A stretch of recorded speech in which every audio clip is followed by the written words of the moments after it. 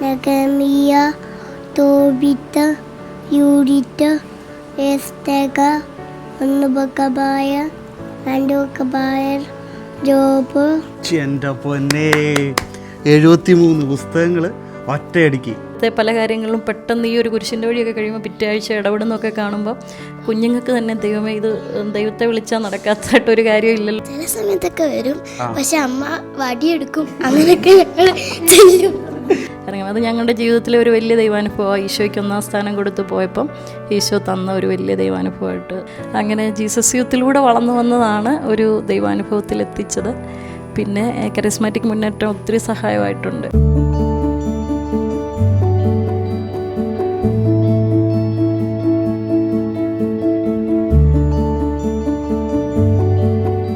നമസ്കാരം. ബൈബിളിലെ ഒരു 10 ദൈവവചനം ഇപ്പോൾ അധ്യായം വാക്യം സഹിതം ഒന്ന് പറയാൻ പറ്റുമോ?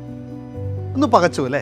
ഇത് തന്നെയാണ് നമ്മുടെ എല്ലാ വിശ്വാസികളുടെയും കാര്യം. എത്രയൊക്കെ നമ്മൾ ബൈബിൾ വായിച്ചിട്ടുണ്ട്, പഠിച്ചിട്ടുണ്ട്, എത്രയൊക്കെ വിശ്വാസത്തിലാണെന്ന് പറഞ്ഞാലും പെട്ടെന്ന് ഒരു നിമിഷം വന്നതേ 10 വചന ഭാഗ്യം അധ്യായം വാക്യം സഹിതമൊക്കെ പറയാൻ പറഞ്ഞാൽ നമ്മളൊക്കെ ഒന്ന് പകച്ചു പോകും. ഇന്ന് ഞങ്ങളിവിടെ എത്തിയിരിക്കുന്നത് കോതമംഗലത്തുള്ള ഇതുപോലെ ബൈബിളിൻ്റെ 73 പുസ്തകങ്ങൾ കാണാതെ ഒറ്റയടിക്ക്, അത് ഏത് സമയവും ഏത് നിമിഷവും വിളിച്ച് ചോദിച്ചാലും പറയുന്ന ഒരു പുൽക്കുട്ടിയുടെ അടുത്താണ്. പുൽക്കുട്ടി എന്നൊക്കെ പറയുമ്പോൾ നമ്മൾക്ക് മനസ്സിലാക്കേണ്ടത് ഒരു 3 വയസ്സുകാരനാണ്. ഒരു 3 വയസ്സുകാരൻ ബൈബിളിലെ 73 പുസ്തകങ്ങൾ കാണാതെ ഏത് നിമിഷം വിളിച്ച് ചോദിച്ചാലും പറയുന്നൊരവസ്ഥ നിങ്ങളൊന്ന് ആലോചിച്ച് നോക്കി. എന്തായാലും ഞാൻ അധികം പറയുന്നില്ല, നമുക്ക് ആ ഒരു പയ്യനെ, അവൻ്റെ പേര് ബെർക്കുമെൻസ് എന്നാണ്, അവനെ നമുക്കൊന്ന് വിളിക്കാം. ബെർക്കുമെൻസേ, വായോ, വാ. ഇതാണ് ഞാൻ പറഞ്ഞ ബെർക്കുമെൻസ് അല്ലേ?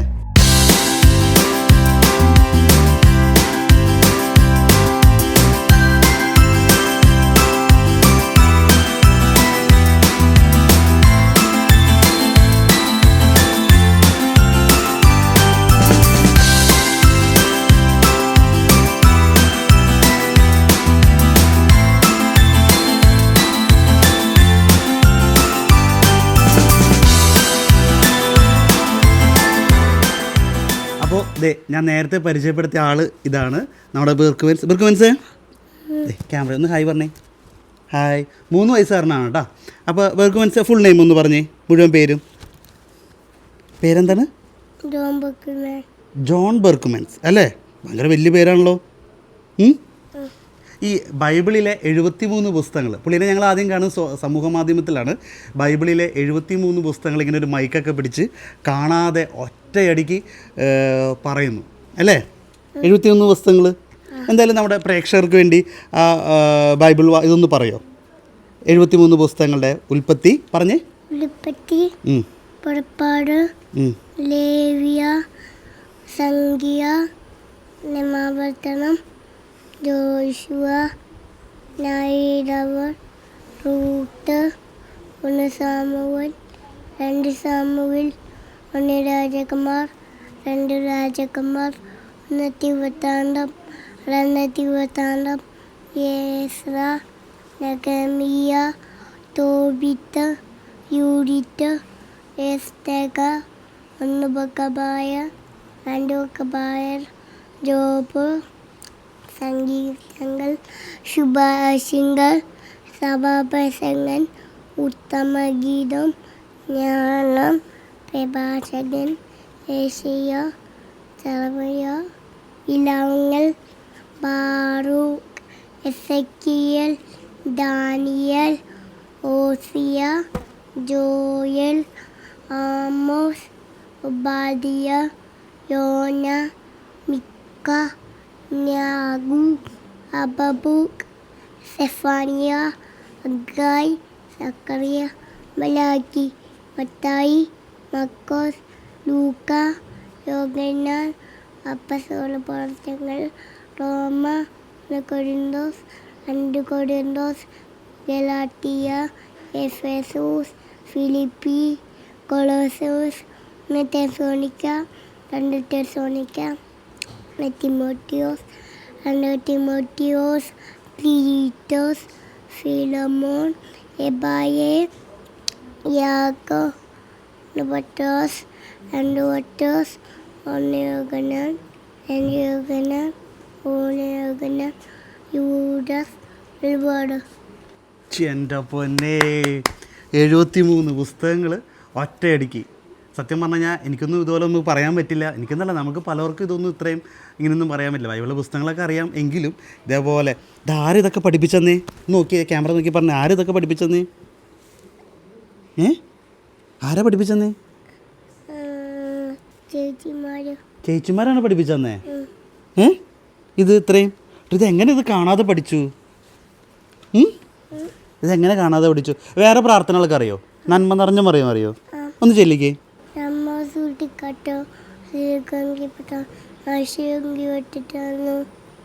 ആണോ?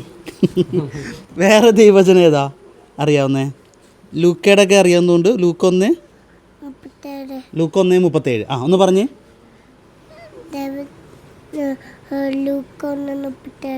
ആ,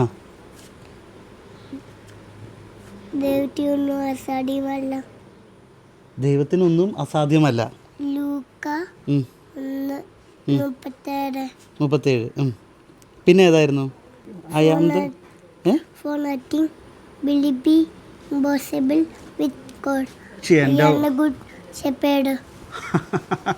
ഇംഗ്ലീഷ് വരെ എന്നെ പഠിച്ചു വെച്ചു അല്ലേ?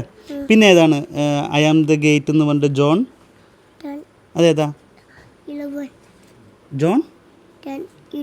എന്തായാലും 3 വയസ്സുള്ള ഈ ജോൺ ബെർക്കുമെൻസ്, ഇവനാണ് ഇന്നത്തെ നമ്മുടെ താരം.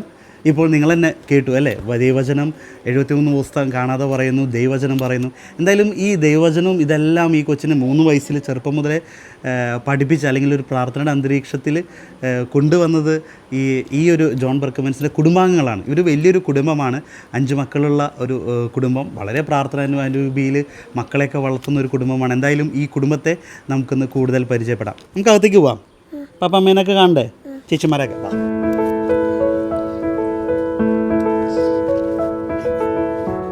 ഇതെന്താണ് എഴുതിയിരിക്കുന്നത്? ഇവിടെ ഒരു രൂപമുണ്ട്, ഇതൊന്ന് വായിച്ചേ. Jesus I trust in you. ഒരു ദൈവകരുണയുടെ രൂപം ഇവിടെ വീടിൻ്റെ മുമ്പിൽ തന്നെ വെച്ചിട്ടുണ്ട്. അതാണ് ഇപ്പോൾ കൊച്ചു വായിച്ചത്. നമുക്ക് അകത്തേക്ക് പോവാം.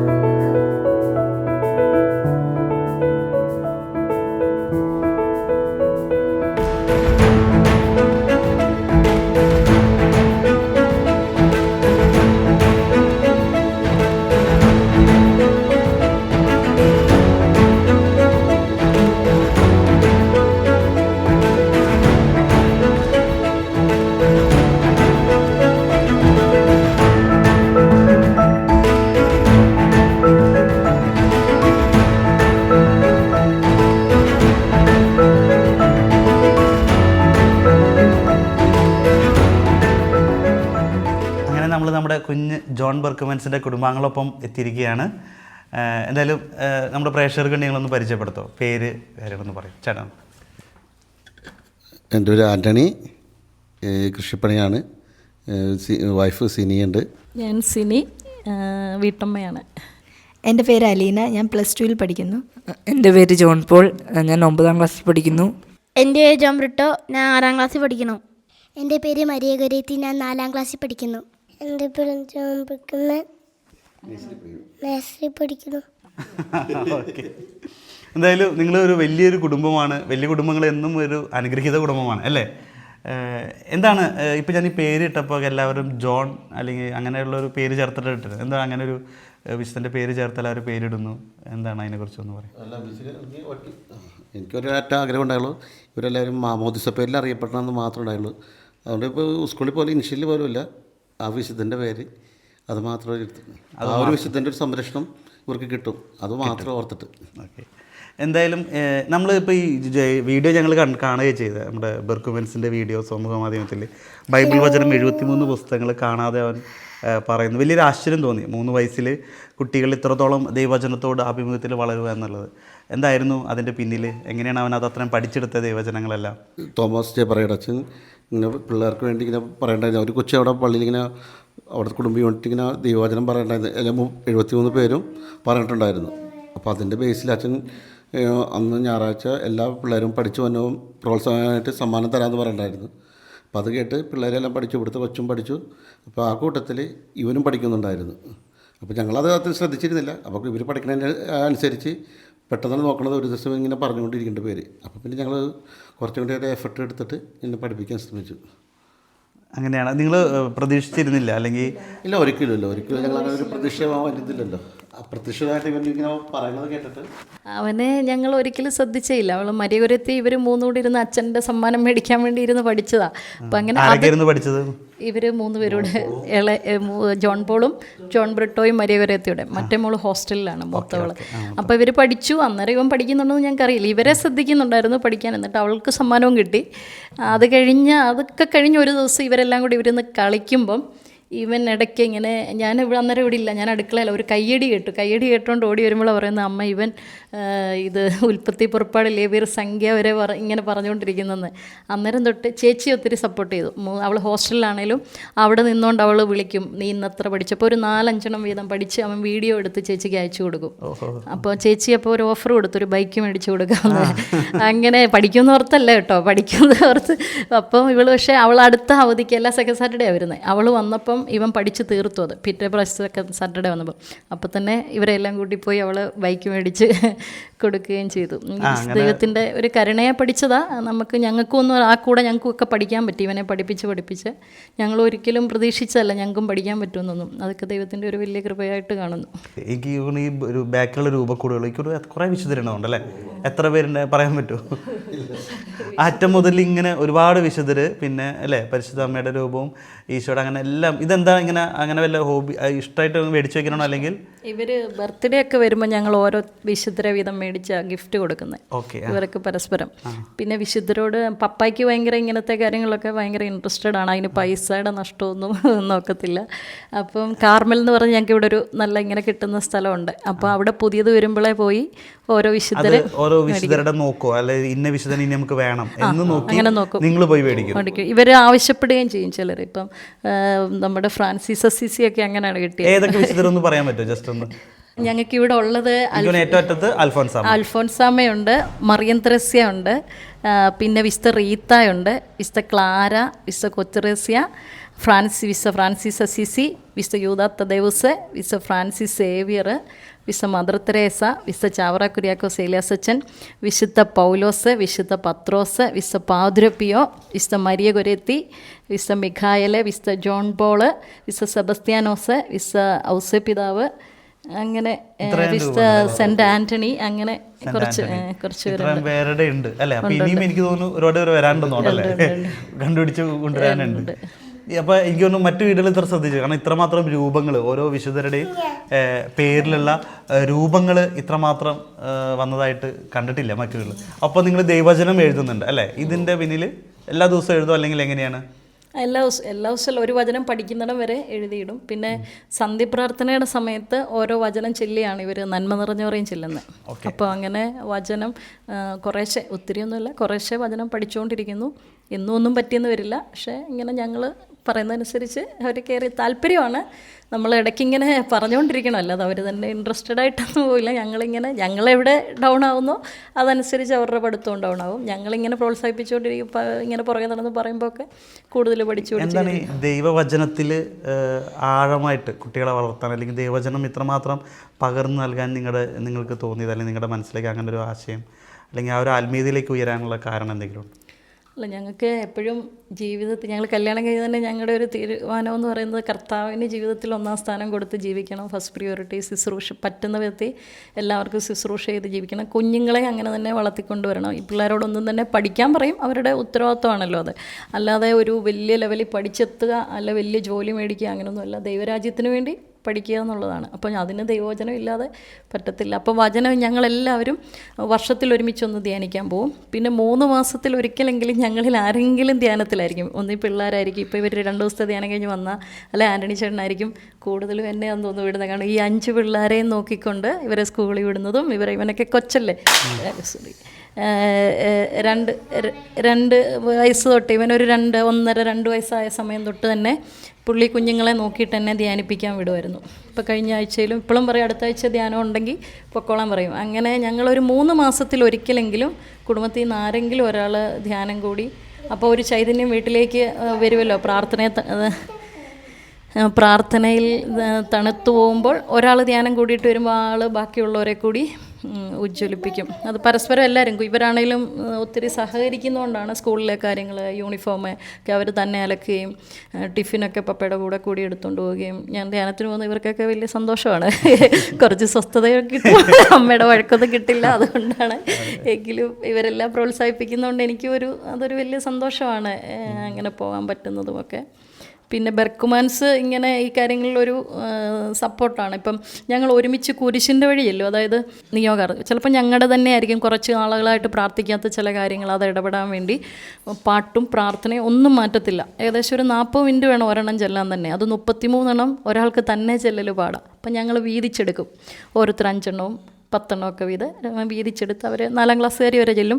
ഇവന് ചെല്ലാൻ അറിയത്തില്ലല്ലോ, ഇവൻ ടി വിയിലിട്ട് 3 വയസ്സുകാരൻ ടി വിയിലിട്ട് കുരിശിൻ്റെ വഴി കൂടും. അവൻ്റെ കണക്ക് ഞങ്ങൾ കൂട്ടത്തില്ല, എങ്കിലും അവൻ കാർട്ടൂണൊന്നും വന്ന് കാണാതിരുന്ന് കുരിശിൻ്റെ വഴി കൂടും. അപ്പോൾ അതൊക്കെ ഞങ്ങളുടെ നിയമങ്ങളിൽ ഇടപെടുന്ന അനുഭവങ്ങൾ. പിന്നെ ഇവർ നന്ദി പറഞ്ഞു, നിയമങ്ങളിൽ ഇടപെട്ട് കഴിഞ്ഞ് നന്ദി പറഞ്ഞു. ഇതുപോലെ ശനിയാഴ്ചകളിൽ അവധി ദിവസങ്ങളിൽ കുരിശിൻ്റെ വഴി ചൊല്ലി. അതായത് ആരുടെയെങ്കിലൊക്കെ എന്തെങ്കിലും നിങ്ങളുടെ നിയോഗമോ അല്ലെങ്കിൽ മറ്റുള്ള നിയോഗത്തിന് വേണ്ടി നിങ്ങൾ എല്ലാവരും കൂടി ഡിവൈഡ് ചെയ്ത് കുരിശിൻ്റെ വഴി ഒറ്റ ദിവസം കൊണ്ട് ചെല്ലി തീർക്കും. 33 എണ്ണം. അന്ന് പിള്ളേരെല്ലാവരും ഒരുമിച്ച് ചേരും. ടൈമൊക്കെ അതിന് വേണ്ടി അങ്ങനെ മാറ്റി വെക്കും. ഇവർ പള്ളിയിൽ പോയിട്ട് വന്ന് അത്യാവശ്യം ഓർഗൻ ക്ലാസ് ഒക്കെ ഉണ്ട്, അതിനൊക്കെ പോയിട്ട് വന്ന് ഇവർ ഒരാൾ ഇച്ചിരി മടി പിടിച്ചിരിക്കുകയാണെങ്കിൽ മറ്റവൻ പറയൂടാ അങ്ങനെയല്ല നമ്മൾ പ്രാർത്ഥിക്കണ്ടേ എന്നൊക്കെ പറഞ്ഞ് വിളിക്കും. എല്ലാവരും സെപ്പറേറ്റ് ചെല്ലുകയും വേണം, ഒരുമിച്ചിരുന്ന് ചെല്ലിയാൽ കണക്ക് കൂട്ടാൻ പറ്റില്ല. അപ്പോൾ അത് കണക്ക് കറക്റ്റ് കിട്ടുന്നതുകൊണ്ട് എല്ലാവരും മാറി മാറി ഇരുന്ന് ഒക്കെ എല്ലാവരും കൂടി ചെല്ലും. അതൊരു നല്ലൊരു എക്സ്പീരിയൻസ്. അന്നൊരു പ്രത്യേക ചൈതന്യം ഞങ്ങൾക്ക് തന്നെ ഫീൽ ചെയ്യാറുണ്ട്. അതൊക്കെ അങ്ങനെ കുറച്ച് അങ്ങനത്തെ കാര്യങ്ങളൊക്കെ കുഞ്ഞുങ്ങൾക്ക് കുറച്ച് ദൈവാനുഭവം കിട്ടുന്നുണ്ട്. ഇങ്ങനെ ഈശോ ഇടപെടുന്നു, അസാധ്യ കാര്യം 5, 8, 10 വർഷമൊക്കെ ആയിട്ട് ആൻചേട്ടൻ ഓടി നടന്ന കാര്യങ്ങളിൽ ഇടപെടാതെ വരുമ്പം ഇവിടുത്തെ പല കാര്യങ്ങളിലും പെട്ടെന്ന് ഈ ഒരു കുരിശിൻ്റെ വഴിയൊക്കെ കഴിയുമ്പോൾ പിറ്റേ ആഴ്ച ഇടപെടുന്നൊക്കെ കാണുമ്പോൾ കുഞ്ഞുങ്ങൾക്ക് തന്നെ ദൈവമേ ഇത് ദൈവത്തെ വിളിച്ചാൽ നടക്കാത്തതായിട്ടൊരു കാര്യം ഇല്ലല്ലോ, വിശ്വാസത്തിൽ അവർ. എത്ര സമയം എടുക്കും അപ്പോൾ 33 കുരിശിൻ്റെ വഴി നിങ്ങൾ എല്ലാവരും കൂടി തീർക്കാനായിട്ട്?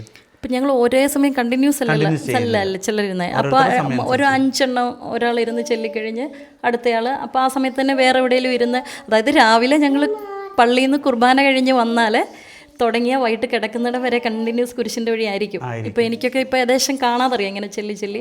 അപ്പോൾ ഇവർ ഇടയ്ക്ക് അടുക്കള വന്നിരുന്ന് എനിക്ക് സഹായിച്ച് ചെയ്യും, പാട്ടറിയായിരിക്കും. പ്രാർത്ഥന ഞാൻ കാണാതെ ചെല്ലുമ്പം വിട്ടുപോയാൽ ഇവർ പുസ്തകം കൊണ്ട് ഒരാളിരിക്കും. പക്ഷെ അവർ ആ കണക്ക് അവരുടെ കൂടെ കൂട്ടുകയില്ല, എൻ്റെ കണക്കായിട്ടത് കൂട്ടും ഞാൻ പണി ചെയ്യുന്ന സമയത്ത്. അങ്ങനെ ഞങ്ങൾ എല്ലാവരും അങ്ങനെ പരസ്പരം സഹായിച്ചും ഒക്കെയാണ് ഇത് ചെല്ലുന്നത്. വലിയൊരു ഒരു എന്താ പറയുക, ഒരു ദൈവത്തിന്റെ ഒരു അത്ഭുതം ഈ ഒരു കുരിശിന്റെ നിങ്ങൾക്ക് ചെല്ലാൻ പറ്റുന്നതും നിങ്ങൾ ചെയ്യുന്നതും ഒരു വലിയൊരു മഹനീയമായ കാര്യമാണ്.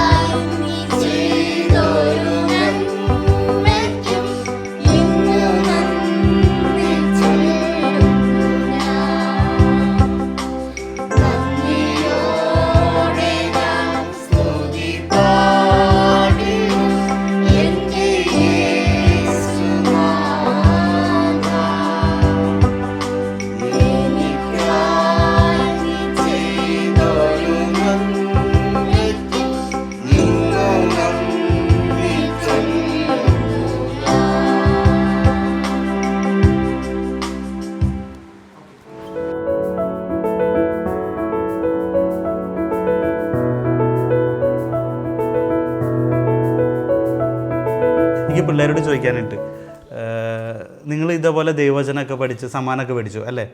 അപ്പോൾ സ്കൂളിൽ പഠിക്കാനൊക്കെ ഒരുപാട് കാര്യങ്ങളുണ്ട്. അപ്പോൾ ഈ ദൈവവചനം പഠിക്കാനൊക്കെ ആയിട്ട് ഇങ്ങനെ സമയം മാറ്റി വയ്ക്കുമ്പോൾ അതൊക്കെ ബുദ്ധിമുട്ടാവില്ലേ? ചെയ്യുന്നുണ്ടോ? ഇല്ല, ട്യൂഷന് പോകുന്നുണ്ട്. പിന്നെ രാത്രി കുറച്ചൊന്ന് പഠിക്കും. അത് ദൈവവചനം പഠിക്കുന്നതുകൊണ്ട് നിങ്ങൾക്ക് അങ്ങനെയൊന്നും വരുന്നില്ല, പ്രശ്നങ്ങളൊന്നും തോന്നുന്നില്ല? അതുകൊണ്ട് ഉപകാരം തോന്നുന്നുണ്ടോ ദൈവവചനം പഠിക്കുന്നതുകൊണ്ട്? എന്ത് തോന്നുന്നു? ഹിന്ദി കുറച്ച് എളുപ്പം തുടങ്ങി. ഹിന്ദി ഓർമ്മയില്ല, എന്താണ് പറയാനുള്ളത്? ബൈബിൾ വചനം കൊന്തയ്ക്ക് പഠിക്കും, ചില സമയത്ത് അമ്മ പറയുന്ന സമയത്തും പഠിക്കും. ബൈബിൾ വചനം ഇരുന്ന് പഠിക്കും. ശരിക്കും ഇഷ്ടമാണോ വചനം പഠിക്കാൻ? അതെന്താ അങ്ങനെ ഇഷ്ടം തോന്നിയ വചനം പഠിക്കാൻ? ഈ പഠന കാര്യം എപ്പോഴും നമുക്ക് കളിക്കാനൊക്കെ അല്ലേ ഇഷ്ടം, പഠിക്കുന്ന കാര്യത്തിൽ എപ്പോഴും ഇഷ്ടം അങ്ങനെ കുറവല്ലേ? പിന്നെന്താ കളിക്കാനാരും കൂടെ വരില്ല, ആ സമയത്ത് പിന്നെ പഠിക്കും. കളിക്കാനായാലും കൂടെ വരില്ല, ആരും ഉണ്ടാവില്ല. ഇല്ല. ഇവർ ഇത്ര പേരുണ്ടായിട്ട് 5 പേരുണ്ടായിട്ട് ഇവര് രണ്ടുപേരും ഫുട്ബോൾ കളിക്കാൻ, അല്ലെങ്കിൽ ചിലപ്പോൾ ഹോസ്റ്റലിലായിരിക്കും, ഇവൻ ഉറങ്ങുമായിരിക്കും. ആ സമയത്ത് ആരും ഇല്ല, ആരും ഉണ്ടാവില്ല, ഒറ്റയ്ക്ക്. അപ്പോൾ ആ സമയങ്ങളിൽ എന്ത് ചെയ്യും? ആ സമയത്ത് അമ്മ ചിലപ്പോൾ പറയും നീ ഒറ്റയ്ക്ക് ഇരിക്കല്ലേ വചനം പഠിക്കാൻ. അപ്പോൾ പോയി വചനം പഠിക്കും. മടി തോന്നാറുണ്ടോ? ചില സമയത്ത് മടി വരുന്നു. എന്നിട്ട് പക്ഷെ പഠിക്കും. എന്താ അങ്ങനെ കൂടുതൽ പഠിക്കാൻ ഇഷ്ടം തോന്നിയത് എന്താ? ദൈവത്തിൻ്റെ കാരണമുണ്ട്. ദൈവത്തിൻ്റെ കാരണമാണ്. ഈ 33 കുരിശിൻ്റെ വഴിയൊക്കെ ചെല്ലാനായിട്ട് 5 കുരിശിൻ്റെ വഴിയൊക്കെ ചെല്ലണം. ഇവിടെ ഓരോരുത്തർ ഒരു ദിവസം തന്നെ കഷ്ടപ്പെട്ട് ഒരു കുരിശിൻ്റെ വഴി ചെല്ലുമെന്ന് സംശയമാണ്. അത് നോമ്പുകാലാവണം ഒന്ന് കുരിശിൻ്റെ വഴി പുസ്തകം ഒന്ന് പൊടിയിട്ട് തുറക്കണമെങ്കിൽ. അപ്പോൾ നിങ്ങളിങ്ങനെ ചെല്ലാനായിട്ട് മടി വരില്ലേ? ചില സമയത്തൊക്കെ വരും, പക്ഷെ അമ്മ വടിയെടുക്കും, അങ്ങനെയൊക്കെ ഞങ്ങൾ ചെല്ലും. അതുകൊണ്ട് ചെല്ലു, വടി എടുത്തിട്ടാണ് ചെല്ല്. അത് ചില നിയോഗങ്ങളൊക്കെ സാധിച്ചു കിട്ടാൻ വേണ്ടി ചെല്ലുന്നതാണല്ലോ ഓരോരുത്തർക്കൊക്കെ വേണ്ടി. അപ്പോൾ ഈ ചെല്ലി കഴിയുമ്പോൾ നിയോഗം സാധിച്ചു കിട്ടുമ്പോൾ എന്താ തോന്നാറ്? സന്തോഷം തോന്നാറുണ്ടോ? സന്തോഷം തോന്നും, ഒരുപാട് സന്തോഷം തോന്നുന്നുണ്ടോ? അപ്പോൾ അത് കഴിഞ്ഞ് അടുത്ത പ്രാവശ്യം ഒരു നിയോഗം പറയുമ്പോൾ കുരിശിൻ്റെ വഴി ചെല്ലാനായിട്ട് വടിയെടുക്കേണ്ടി വരാറുണ്ടോ? ആദ്യത്തെ പ്രാവശ്യം അമ്മ വടിയെടുത്തു, അപ്പം ചെല്ലി, പിന്നെ നിങ്ങൾ തന്നെ സ്വയം ചെല്ലാറുണ്ട്. ഇനിയിപ്പോൾ അതെ ജോൺ പോൾ അല്ലേ, ചേട്ടൻ അല്ലേ, ആണുങ്ങളിൽ മൂത്ത ആളാണ്, മൂത്ത ചേട്ടനാണ് അല്ലേ? ഓക്കെ, അൽത്താരപാലകനാണ്. ചേട്ടൻ എന്താണ് പറയാനുള്ളത്? ഇങ്ങനെ ദൈവവചനം ദൈവവചനം പഠിക്കുമ്പോൾ പഠിക്കാൻ പിന്നെ എളുപ്പവും, സ്കൂളിലത്തൊക്കെ പഠിക്കാൻ എളുപ്പവും. പിന്നെ കുറച്ചുകൂടെ ഈ കുരിശിൻ്റെ ചെല്ലുമ്പം രാത്രി കുറച്ചുകൂടെ നേരം ഒന്ന് പഠിച്ചാൽ മതി, അത് പിന്നെ എളുപ്പവും. ഈ കുരിശിൻ്റെ വരെയൊക്കെ ചെല്ലി കഴിയുമ്പോൾ നല്ല എളുപ്പം, മാത്സ് ഒക്കെ ശരിക്കും എളുപ്പമായി, നല്ല എളുപ്പമായി. ഈ ദൈവവചനം പഠിക്കുമ്പോഴും അങ്ങനെ തന്നെ. ഞങ്ങൾ കൊന്ത ചെല്ലുമ്പം ഓരോ രഹസ്യം അല്ലെങ്കിൽ നന്മ എന്ന് പറയുമ്പോൾ ചെല്ലുന്നതിൻ്റെ മുമ്പേ ഓരോ വചനം വീതം പഠിക്കും. അങ്ങനെ ഇപ്പം ഒരു ബുക്കിൻ്റെ അകത്ത് ഞങ്ങൾ ഈ വചനങ്ങളൊക്കെ എഴുതും. ഇപ്പോൾ 30-40 ഇത്ര വചനങ്ങളായി. അതിന് ഇപ്പോൾ കുറച്ച് ദിവസമായിട്ട് ആവർത്തിച്ചിട്ടില്ല, ഇനി ആവർത്തിച്ച് തുടങ്ങണം. അപ്പോൾ അത്രയും വചനങ്ങൾ കാണാതെ പഠിച്ചിട്ടുണ്ട് അല്ലേ? അത് ഭയങ്കര ഒരു അനുഗ്രഹമാണ്. ഇപ്പം ഇവൻ കൊച്ചുമാൻ നമ്മുടെ കുഞ്ഞ് അനിയൻ പറഞ്ഞ 71 പുസ്തകങ്ങൾ നിങ്ങൾ കാണാതെ പഠിച്ചതാണ് ഇല്ല? ഏകദേശം അത് പഠിച്ചതാണ്, മറന്നുപോയി അല്ലേ? പക്ഷെ ഇവനെ പോലെ ഇങ്ങനെ പറയാൻ പറ്റുന്നില്ല. അതൊരു കൃപയാണ്, അതിങ്ങനെ പറയുമ്പോൾ അവൻ തന്നെ പറഞ്ഞു പോവാണ് അല്ലേ? വലിയ ആശ്ചര്യം തോന്നിയിട്ടുണ്ട്, പിന്നെ ഒരുപാട് തോന്നിയിട്ടുണ്ട്. ഓൾട്ടർ ബോയ് ആണ് ഈ കുരിശ് മാലയൊക്കെ ഇടുന്നതിൻ്റെ പിന്നിൽ അത് വെഞ്ചരിച്ചതാണ്. ഇങ്ങനെ എപ്പോഴും ഇടാറുണ്ട്. എന്തോ ഈശോയ്ക്ക് വേണ്ടിയാണ് അല്ലേ? ഓക്കെ, ഇപ്പോൾ പഠിക്കുന്നത് 9ാം ക്ലാസ്. ഓക്കെ, ഈ നിങ്ങളുടെ ജീവിതത്തിലുണ്ടായ ഒരു ദൈവാനുഭവം, ഇപ്പോൾ എനിക്ക് തോന്നുന്നു ഇത്രയും ഇതുണ്ട്, നിങ്ങൾ ഒരുപാട് പ്രാർത്ഥനയിലാണ്. എന്തൊക്കെ ദൈവാനുഭവം അല്ലെങ്കിൽ എന്തെങ്കിലും ഒരു അത്ഭുതം സംഭവിച്ചു, ഇന്നൊരു കാരണം കൊണ്ട് ഞങ്ങളുടെ ജീവിതത്തിൽ ഒരു അത്ഭുതം സംഭവിച്ചു എന്ന് പറയാനുള്ള എന്തെങ്കിലും ഒന്ന് ഷെയർ ചെയ്യാൻ പറ്റും? ഞങ്ങൾക്ക് ഒത്തിരി ഇങ്ങനെ ദൈവാനുഭവങ്ങളുണ്ട്. മറ്റുള്ളവർക്ക് വേണ്ടിയൊക്കെ പ്രാർത്ഥിക്കുമ്പോഴൊക്കെ ഒത്തിരി ഈശോ തരാറുണ്ട്. പിന്നെ ഞങ്ങൾക്ക് വ്യക്തിപരമായിട്ട് കിട്ടിയ ഞങ്ങളുടെ ഒരു സന്തോഷമുള്ള ദൈവാനുഭവം എന്ന് പറയുന്നത്, മോള് 10th പഠിക്കുമ്പോൾ ഞങ്ങളപ്പോഴും ആ സമയങ്ങളിലൊന്ന് വലിയ പഠിപ്പിസ്റ്റുകളല്ലേ വരുന്നു, അത്യാവശ്യം പഠിച്ചു പോവും, അങ്ങനെയൊക്കെ ഉള്ളൂ. അപ്പോൾ ഞങ്ങൾ അത്യാവശ്യം ധ്യാനത്തിനും പരിപാടികൾക്കും ഒക്കെ പോവും. എക്സാമോ അല്ലെ അങ്ങനെയൊന്നും നോക്കത്തില്ല, ധ്യാനം നല്ലൊരു ധ്യാനത്തിന് പോകണമെന്ന് തോന്നി അപ്പോൾ എല്ലാവരും പോകും. അപ്പം ഇവിടെ കെമിസ്ട്രി എക്സാമിൻ്റെ തലേദിവസം ഞങ്ങൾക്കൊരു ശുശ്രൂഷയ്ക്ക് ഇങ്ങനെ പങ്കെടുക്കാൻ പോകണം. അപ്പോൾ എല്ലാവരും കൺഫ്യൂസ്ഡായി, നാളെ ബോർഡ് എക്സാം നടക്കുകയാണ്, പോകണോ വേണ്ടയോ അങ്ങനെയൊക്കെ. അപ്പോൾ പക്ഷേ ചേട്ടൻ പ്രാർത്ഥിച്ചിട്ട് പറഞ്ഞു നമുക്ക് പോകാം, ഈശോ തരുന്ന റിസൾട്ട് മതി, നമുക്ക് റിസൾട്ട് അല്ലല്ലോ ഇമ്പോർട്ടൻ്റ് എന്ന് പറഞ്ഞ് ഞങ്ങളെല്ലാവരും പോയി. പിറ്റേ ദിവസം വന്ന് മോൾ എക്സാം എഴുതി. ആ വർഷം റിസൾട്ട് വന്നപ്പം അവൾ ഹൈ റേഞ്ച് പബ്ലിക് സ്കൂൾ 1 പഠിക്കുന്നത്, അവിടുത്തെ ടോപ്പ് CBSE റിസൾട്ട് സ്കൂളിലെ ടോപ്പറായി അവൾ. 95% അത്രയൊന്നും കിട്ടിയിട്ടില്ല, കഴിഞ്ഞ റിസൾട്ടിലൊന്നും അതില്ലായിരുന്നു. 95% അവൾ സ്കൂൾ ടോപ്പറായിട്ട് ഇറങ്ങി. അത് ഞങ്ങളുടെ ജീവിതത്തിലെ ഒരു വലിയ ദൈവാനുഭവമാണ്. ഈശോയ്ക്ക് 1ാം സ്ഥാനം കൊടുത്ത് പോയപ്പം ഈശോ തന്ന ഒരു വലിയ ദൈവാനുഭവമായിട്ട്. അതുപോലെ ഒത്തിരി അനുഭവങ്ങൾ ഈശോയുടെ ഇവിടുന്ന് അനുഭവം. മറ്റെന്തെങ്കിലും അനുഭവം പങ്കുവയ്ക്കാനുണ്ടോ? ഒരു ദൈവം നടത്തിയൊരു അത്ഭുതമായിട്ട് നിങ്ങൾക്ക് തോന്നി, നിങ്ങൾ തന്നെ ഒരിക്കലും പ്രതീക്ഷിക്കാത്തൊരു കാര്യം ദൈവം ഒരു അത്ഭുതം നടത്തി എന്ന് പറയാനായിട്ട്? അങ്ങനെ ഒരു പ്രത്യേകിച്ച് ഇതില്ല. അല്ല, ഞങ്ങൾ അങ്ങനെ വിഷയിക്കുമ്പോൾ എല്ലാ ദിവസവും ഞങ്ങൾ പ്രാർത്ഥനയും കാര്യങ്ങളായിട്ട് പോകുന്നുണ്ട്. ദൈവം എല്ലാ ദിവസവും നമ്മൾ പരിപാലിക്കുന്നുണ്ട് കേട്ടോ ഓരോ കാര്യങ്ങൾ. പിന്നെ ഒത്തിരി പേര് നമ്മളോട് പ്രാർത്ഥന സഹായം ചോദിച്ചു വരെയും നമ്മൾ അവർക്ക് വേണ്ടി പ്രാർത്ഥിക്കുമ്പോൾ അത് നടന്നു കിട്ടുന്നുണ്ട്. അപ്പോൾ അതിന് ഏറ്റവും വലിയൊരു അത്ഭുതമായിട്ട് കാണുന്നത് എന്ന് പറഞ്ഞാൽ, ഇന്ന് രാവിലെ വിശുദ്ധ കുർബാനയ്ക്ക് പോകുമ്പോൾ അന്ന് യോഗം വെച്ച് ഞങ്ങൾ പോകും. പക്ഷെ അത് നമുക്കത് കിട്ടും, നമ്മൾ അന്നത് പറയും ഇത്ര ദിവസം നിങ്ങൾക്ക് ഈശോ തരും, ആ ഒരു വിശ്വാസമുണ്ട്. അപ്പോൾ ആരെയും എന്നോടെങ്കിലും വന്നാലും ചോദിക്കും അതിനൊന്ന് പ്രാർത്ഥിക്കാമോ, അപ്പോൾ ഞാൻ പറയും ഇത്ര ദിവസത്തിനുള്ളിൽ കർത്താവ് നടത്തി തരും. പക്ഷേ ആ സമയത്തുള്ളിൽ അത് നടന്നിരിക്കും. അത് ദിവസവും ദൈവം അത്ഭുതം അല്ലേ നമ്മുടെ അത് ഞങ്ങൾ മറ്റുള്ളവർക്ക് വേണ്ടി ഒന്ന് പ്രാർത്ഥിക്കുന്നതിൽ അങ്ങനെ ഒരു നിങ്ങൾ എങ്ങനെയാണ് ഈ ഒരു ദൈവാനുഭവത്തിലേക്ക് വന്നത്? നിങ്ങൾ മാതാപിതാക്കളുണ്ട്? ഞങ്ങൾ ചെറുപ്പത്തിൽ വീട്ടിൽ ഞങ്ങൾ 9 മക്കളാണ്. അപ്പം ഞങ്ങളുടെ വീട്ടിൽ ചെറുപ്പത്തിൽ അമ്മച്ചി പ്രാർത്ഥിക്കുന്നത് കണ്ടിട്ട് ഞങ്ങൾ വളർന്നതും എല്ലാം. അപ്പം അമ്മച്ചി ആ കാലഘട്ടങ്ങളിൽ ഈ പ്രായമുള്ളവരൊക്കെ നോക്കാനായിട്ട് പോകുമായിരുന്നു. കിടപ്പ് രോഗികളൊക്കെ നോക്കാനായിട്ട് പോയി അവരെ ഒന്ന് ശുശ്രൂഷിക്കുകയും വീട്ടിൽ വന്ന അമ്മ അതുപോലെ എഴുത്തും വായില്ലാന്ന് അറിയത്തില്ല അമ്മച്ചിക്ക് അധികമൊന്നും. പക്ഷേ അമ്മച്ചി നല്ല നന്നായിട്ട് പ്രാർത്ഥിക്കുകയും ബൈബിൾ വായിക്കുമായിരുന്നു നന്നായിട്ട്. അപ്പോൾ അതെല്ലാം കണ്ട് പഠിച്ച് ഞങ്ങളും. പക്ഷെ അതുകൊണ്ട് ആ ഒരു ഇതിൽ ഇപ്പോഴും എനിക്ക് ഭയങ്കര ഇഷ്ടമാണ് ഇങ്ങനെ പാലിറ്റീവായിട്ട് ഇങ്ങനെ കിടക്കുന്നവരൊക്കെ നോക്കാനും ഇതൊക്കെ. അത് ഭയങ്കര സന്തോഷം എനിക്ക്. എൻ്റെ ചേട്ടൻ ഇങ്ങനെ എയ്ഡ്സ് രോഗി, എന്നെ കല്യാണത്തിന് മുമ്പ് എയ്ഡ്സ് രോഗികളൊക്കെ ശുശ്രൂഷിക്കാൻ പോവുകയും അങ്ങനെ ചിറ്റൂർ ശുശ്രൂഷയിലൊക്കെ ആയിരുന്നു. ബ്രദറുണ്ട്, ഒരു ടിൻ ബ്രദറുണ്ട്. ഇവർ ഒരുമിച്ച് തന്നെ ശുശ്രൂഷ. ഞാൻ ജീസസ് യൂത്ത് ആയിരുന്നു. ഒരു 8ാം ക്ലാസ് തൊട്ടൊക്കെ ക്രിസ്റ്റീൻ അങ്ങനത്തെ ഒരു എക്സ്പീരിയൻസിൽ കൂടെ ഒക്കെ വന്നയാളാണ്. പിന്നെ 10ാം ക്ലാസ് കഴിഞ്ഞ് ജീസസ് യൂത്തിലേക്കായി. അങ്ങനെ ജീസസ് യൂത്തിലൂടെ വളർന്നു വന്നതാണ് ഒരു ദൈവാനുഭവത്തിലെത്തിച്ചത്. പിന്നെ കരിസ്മാറ്റിക് മുന്നേറ്റം ഒത്തിരി സഹായമായിട്ടുണ്ട് ഈ നാളുകളിൽ ഒരു ആത്മാവിലുള്ള ജീവിതത്തിന്. അതുകൊണ്ട് മാത്രമാണ് കേട്ടോ കുഞ്ഞുങ്ങളെയൊക്കെ ഈശോ സ്നേഹത്തിൽ വളർത്താൻ പറ്റുന്നത്. പിന്നെ എല്ലാത്തിലും ഉപരി ദൈവരാജ്യത്തിന് മാത്രമാണ് ജീവിതത്തിൽ 1ാം സ്ഥാനം, എല്ലാത്തിലും ഉപരി. അതുകൊണ്ട് കുഞ്ഞുങ്ങളെ അത് തന്നെ എപ്പോഴും പറഞ്ഞ് പഠിപ്പിക്കുന്നു. അത് കരുണയാൽ, ദൈവത്തിൻ്റെ കൃപയാൽ കിട്ടിയതാണ്. മാതാപിതാക്കളും സഹോദരങ്ങളും ഒക്കെ അതിനെ സഹായിച്ചിട്ടുണ്ട്, ചുറ്റുമുള്ളവർ സഹായിച്ചിട്ടുണ്ട്, കുടുംബം അതിനെ നന്നായിട്ട് സഹായിക്കുന്നു. അതാണ്. പിന്നെ ഇവർ ആൻ്റണി ചേട്ടനൊക്കെ വീട്ടിൽ ഇവർ 9 മക്കളാണല്ലോ. അപ്പം ഈ നമ്മുടെ ചെറിയ വേദോപദേശത്തിൻ്റെ ബുക്കുണ്ടല്ലോ, അത് ഇവർക്ക് കൊച്ചിലെ തൊട്ടേ ഇങ്ങനെ അപ്പച്ചനിരുത്തി കുഞ്ഞുനാൾ തൊട്ടേ ചൊല്ലിപ്പിടിച്ചു. അത് തന്നെ ആൻചേട്ടൻ ഇവരെ ശീലിച്ചു. അതുകൊണ്ട് ഇവർക്കൊന്നും ഈ നമ്മുടെ ആദ്യ കുർബാന സ്വീകരണത്തിന് പഠിക്കാൻ വേണ്ടി കഷ്ടപ്പാട് വരുന്നില്ല. കാരണം 1ാം ക്ലാസ്സിലും 2ാം ക്ലാസ്സിലും വരുമ്പോഴേന് തന്നെ വേദോപദേശത്തിലെ മുഴുവൻ പ്രാർത്ഥനകളും മനസ്താപ്രകരണമാണേലും കുമ്പസാരത്തിനുള്ള ജപമാണേലും അതിലെ എല്ലാ കൽപ്പനകളെ വിശ്വാസപ്രമാണമല്ല ഇവർ 1ാം ക്ലാസ് 2ാം ക്ലാസ് ആകുമ്പോഴേ പഠിക്കും. അപ്പോൾ അതൊക്കെ ഈ വീട്ടിൽ നിന്ന് കിട്ടിയ ഒരു ചൈതന്യം തുടർന്നുകൊണ്ട് പോകുന്നത് കൊണ്ട് കിട്ടുന്ന ഒരു വലിയ ദൈവാനുഗ്രഹമാണ്. Okay, thank you. എന്തെങ്കിലും ദൈവവചനം നിങ്ങൾക്ക് ഏറ്റവും ഇഷ്ടപ്പെട്ട ഒരു ദൈവവചനം പറയാൻ പറ്റുമോ? ലൂക്ക 1:36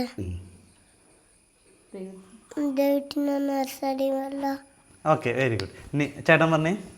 സെഫാനിയ 3:17 അതിൻ്റെ ദൈവമായ കർത്താവ് വിജയം നൽകിയ യോദ്ധാവ് നിന്റെ മധ്യയിലുണ്ട്. ജ്ഞാനം 16:10 അങ്ങയുടെ മക്കളെ വകവരുത്താൻ വിഷസർപ്പത്തിൻ്റെ പല്ലിനും കഴിയുകയില്ല. അങ്ങയുടെ കാരുണ്യം രക്ഷയ്ക്കെത്തി അവരെ സുഖപ്പെടുത്തി. ഫിലിപ്പി 3:14 എന്നെ ശക്തനാക്കുന്നതിലൂടെ എനിക്കെല്ലാം ചെയ്യാൻ സാധിക്കും. കർത്താവാണ് എൻ്റെ ഇടയൻ, എനിക്കൊന്നിനും കുറവുണ്ടാകില്ല. സങ്കീർത്തനം 23:1. ഏറ്റവും ഇഷ്ടമുള്ള വചനം അതാണോ? ആണ്. ദൈവാനുഗ്രഹം നിറഞ്ഞൊരു കുടുംബത്തെയാണ് ഇന്ന് നമ്മൾ പരിചയപ്പെട്ടത്. ദൈവത്തിൽ ആശ്രയിച്ച് പ്രാർത്ഥിച്ച് മക്കളെയും ദൈവം ദാനമായി നൽകിയ മക്കളെയും ആ ഒരു ആത്മീയതയിൽ ദൈവവചനത്തിൽ ഊന്നി വളർത്തിയപ്പോൾ വലിയ അത്ഭുതങ്ങളാണ് ഓരോ ദിവസവും ദൈവം ഇവരുടെ ജീവിതത്തിൽ നൽകിക്കൊണ്ടിരിക്കുന്നതും ഈ കുഞ്ഞുമക്കളുടെ ജീവിതത്തിൽ നൽകിക്കൊണ്ടിരിക്കുന്നതും. അതുതന്നെയാണ് നമ്മൾ ആദ്യം കണ്ട ജോൺ ബെർക്കുമൻസ് പറഞ്ഞ ആ ഒരു ബൈബിൾ വാക്യങ്ങളും ബൈബിളിലെ പുസ്തകങ്ങളുടെ പേരുകളും ഒറ്റയടിക്ക് ആ കൊച്ചുമകൻ പറഞ്ഞപ്പോൾ തന്നെ ഈ ഒരു കുടുംബം എത്രത്തോളം ദൈവവിശ്വാസത്തിലും ദൈവവചന ഭക്തിയിലുമാണ് ഈ മക്കളെ വളർത്തുന്നത് എന്ന് നമുക്ക് അറിയാൻ സാധിച്ചു. എന്തായാലും ഇത്ര നേരം ഞങ്ങളോടൊപ്പം പങ്കിട്ടതിനും നമ്മുടെ പ്രേക്ഷകരോട് നിങ്ങളുടെ ദൈവാനുഭവം പങ്കുവച്ചതിനും ഒരുപാട് നന്ദി. Thank you.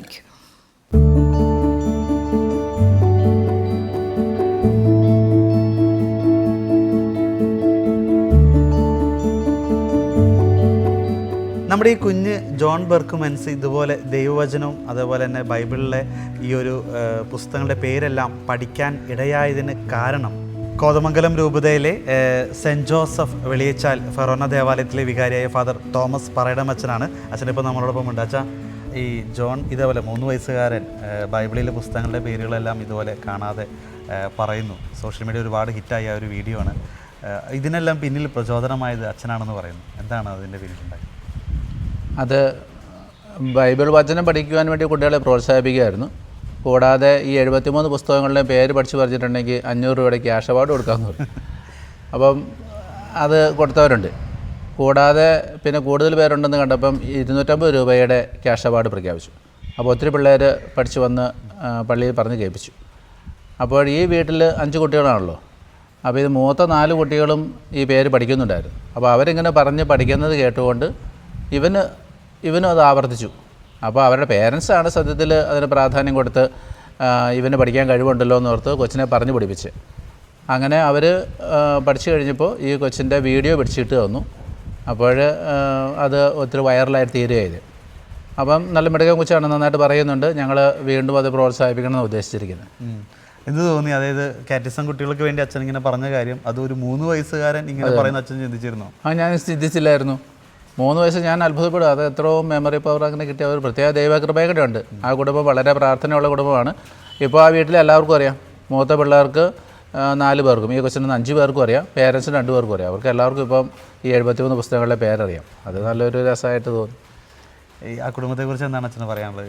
ആ കുടുംബം അവർ രണ്ടുപേരും വളരെയേറെ കരിസ്മാറ്റിക് മേഖലയിൽ പ്രവർത്തിക്കുന്നവരാണ്. നല്ല പ്രാർത്ഥനാ ചൈതന്യമുള്ളവരാണ്. ഇടയ്ക്കിടയ്ക്ക് ധ്യാനിക്കാൻ പോവുകയും കുട്ടികളെ വളരെ നല്ല രീതിക്ക് പരിശീലനം കൊടുത്ത് വളർത്തുകയും ഒക്കെ ചെയ്യുന്നുണ്ട്. ഡെയിലി മാസിന് വരാൻ വേണ്ടി ഒരു പരമാവധി ശ്രദ്ധിക്കുന്നവരാണ്. അങ്ങനെ അതിലൊരു കുട്ടി അൽത്തറ ബാലനാണ്. അങ്ങനെ വളരെ നല്ല വിധത്തിൽ പോകുന്നൊരു ഫാമിലിയാണ്. ഈ ദൈവവചനം കുട്ടികളിലേക്ക്, അല്ലെങ്കിൽ സെൻ്റ് കാറ്റിസം അല്ലെങ്കിൽ നമ്മുടെ കുട്ടികളിലേക്ക് ദൈവവചനം പകർന്നു നൽകണം എന്നൊരു ചിന്തയായിരുന്നു അച്ഛനെ ഇങ്ങനെ ഒരു ക്യാഷ് അവാർഡ് അല്ലേ? അതെന്തായിരുന്നു അങ്ങനെ ഒരു ചിന്തയിലേക്ക് വന്നത്? അല്ലെ, കുട്ടികൾക്ക് എപ്പോഴും പ്രോത്സാഹനവും സമ്മാനവും പ്രധാനപ്പെട്ട കാര്യമാണല്ലോ. അപ്പോൾ അത് ഒരു വലിയ അംഗീകാരമാണ്. അപ്പോൾ കുട്ടികൾക്ക് ഇങ്ങനെ സമ്മാനം ബാക്കിയുള്ളവരുടെ മുമ്പിൽ ഇത് വാങ്ങിക്കാനൊക്കെ താല്പര്യം തോന്നും. ഞങ്ങൾ ഈ പുസ്തകങ്ങൾ പേര് പഠിച്ചതിൻ്റെ സമ്മാനം കൊടുത്തത് ഇവിടെ പള്ളിമുറയുടെ വെഞ്ചരിപ്പിന് ഇവിടെ പരസ്യമായിട്ട് മീറ്റിങ്ങിൽ വെച്ച് അഭിവന്യ പിതാവാണ് ക്യാഷ് അവാർഡ് കൊടുത്തത്. അപ്പോൾ അത്രയും ഒരു നല്ലൊരു വേദിയൊക്കെ ഒരുക്കി കൊടുത്തപ്പോൾ പിള്ളേർക്ക് കുറച്ചുകൂടി ദൈവവചനത്തിൽ കൂടുതൽ ആഴത്തിൽ വളരാനും പഠിക്കാനൊരു താല്പര്യം തീർച്ചയായിട്ടും ഇങ്ങനെയുള്ളത്. തീർച്ചയായിട്ടും അതും എനിക്കൊന്ന് ഈ ഒരു 3 വയസ്സാണ് ഇങ്ങനെ പറയുമ്പോൾ ഇങ്ങനെ ഇപ്പോൾ ഇടവേള മറ്റു കുട്ടികൾക്കൊക്കെ ഒരു വലിയൊരു പ്രചോദനമായിട്ട് ഏത് പേരൻസിനും പറയാലോ, 3 വയസ്സുള്ള കൊച്ചു പറഞ്ഞപ്പോൾ നിങ്ങൾ പഠിക്കാൻ പരിശ്രമിച്ചാൽ പറ്റും എന്നൊക്കെ നമുക്ക് പ്രോത്സാഹിപ്പിക്കാൻ എളുപ്പമുണ്ടല്ലോ. ഓക്കെ അച്ഛാ, താങ്ക് യു കേട്ടോ. നിങ്ങൾ വന്നതിന് പ്രത്യേകം നന്ദി. Thank you.